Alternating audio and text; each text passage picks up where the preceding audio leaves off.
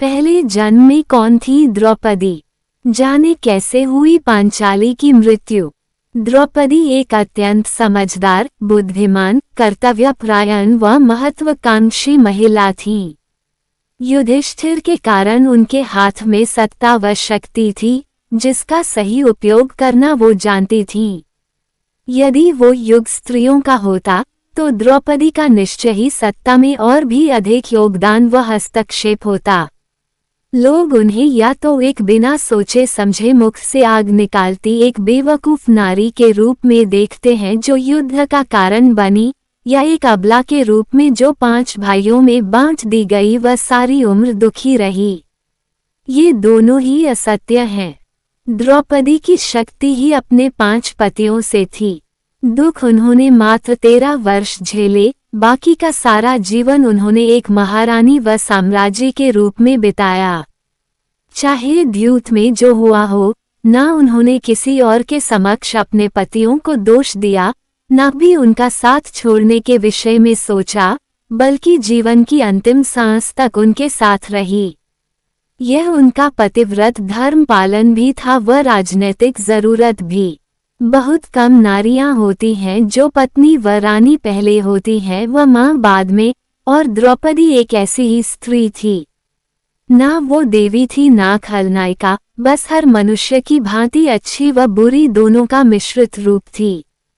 किंतु जिस युग की वो स्त्री थी, उस समय इतना वर्चस्व रखना अपने आप में एक अनोखी बात थी। बिना सोचे समझे बोलना द्रौपदी जानती ही नहीं थी, क्योंकि वो अत्यंत बुद्धिमान थी। अपनी सभी बातें तर्क वितर्क करके रखती थी, वह सदा न्याय व धर्म का साथ देती थी। युद्ध उनके लिए प्रतिशोध नहीं, न्याय था, और युद्ध का कारण वो नहीं थी। यदि दुर्योधन संधि के लिए मान जाता तो द्रौपदी को अपनी स्थिति से समझौता करना पड़ता। युद्ध हुआ युधिष्ठिर को उनका राज्य वापस दिलाने के लिए। युधिष्ठिर ने पत्नी को एक मनुष्य की सबसे अच्छी मित्र बताया है, यानी वो द्रौपदी को अपनी निकटतम मित्र मानते थे। भीम उनके रक्षक थे व अर्जुन की वो प्रेयसी थी। उनके 5 स्वामी थे व वे 5 वीरों की स्वामिनी थीं। जब पुरानी कथाओं की बात आती है तो महाभारत का जिक्र जरूर होता है। महाभारत में कौरव और पांडवों के बीच युद्ध हुआ, लेकिन इनके बीच में युद्ध का कारण द्रौपदी को बताया जाता है। क्या आप जानते हैं कि द्रौपदी का महाभारत युद्ध के बाद क्या हुआ था, उनकी मृत्यु कैसे हुई थी और द्रौपदी पिछले जन्म में क्या थी? अगर नहीं जानते तो आज का हमारा लेख इसी विषय पर है। आज हम आपको अपने इस लेख के माध्यम से बताएंगे कि द्रौपदी पिछले जन्म में क्या थी और उनकी मृत्यु कैसे हुई। पढ़ते हैं आगे। पहले जन्म में कौन थी द्रौपदी? द्रौपदी पहले जन्म में मुद्गल ऋषि की पत्नी थी। ऐसे में उनका नाम भी मुद्गली था, लेकिन मुद्गल द्रौपदी के पति की मृत्यु अल्पायु में ही हो गई थी। ऐसे में उन्होंने शिव की घोर तपस्या की। उनके तप से शिव ने प्रसन्न होकर द्रौपदी से वर मांगने को कहा। तब द्रौपदी ने 5 बार शिव से कहा कि उन्हें सर्वगुण संपन्न पति की इच्छा है। तभी उन्हें अगले जन्म में पति के रूप में 5 पांडव मिले। कैसे हुई द्रौपदी की मृत्यु?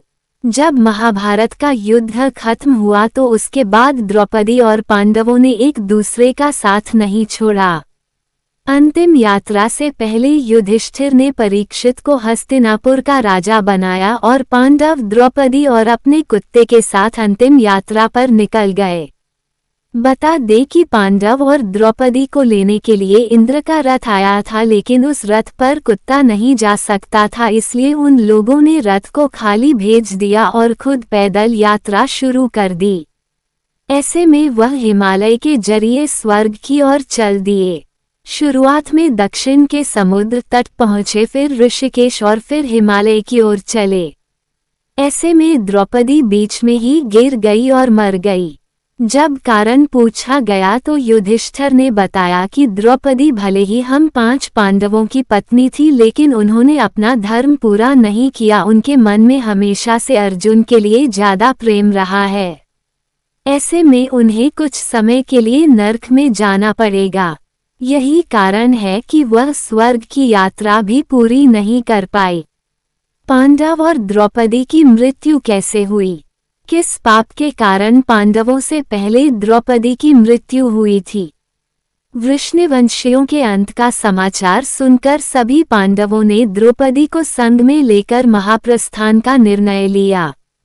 सभी ने व्रत उपवास को धारण करके सबसे पहले पूरी पृथ्वी की परिक्रमा की तथा बाद में हिमालय की ओर प्रस्थान किया। मार्ग में द्रौपदी का मन योग से विचलित हो गया था, जिसके कारण वो लड़खड़ाकर भूमि पर गिर गई थी। बाद में भीमसेन के पूछने पर युधिष्ठिर जी ने उनके गिरने का यह अनुमान लगाया कि द्रौपदी के मन में अर्जुन के लिए विशेष पक्षपात था, इसलिए वो भूमि पर गिर गई थी।